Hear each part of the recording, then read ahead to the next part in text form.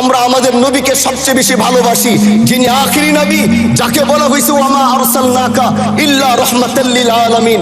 আমরা বারবার দেখছি কিছুদিন পর পর কারা যেন কিভাবে এসে আল্লাহ নবীর শানে কটূক্তি করে, নবীকে নিয়ে অশ্লীল ভাষায় গালিগালাজ করে।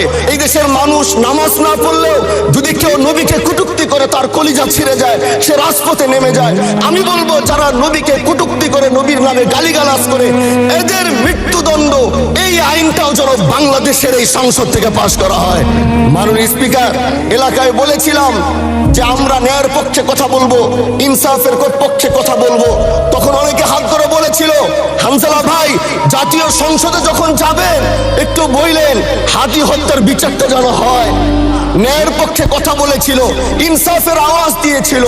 আমাদের মতোই যুবক মাননীয় স্পিকার, তিনি এই যে স্বপ্ন বলেছিল এক সুন্দর বাংলাদেশ করবার, রাস্তার ভিতরে সেই স্বপ্ন থামিয়ে দেওয়া হয়েছে।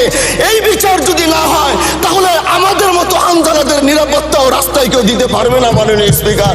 এই জন্য আপনার মাধ্যমে আমি বলতে চাই, হাদি হত্যার বিচার যেন সুনিশ্চিত করা হয়।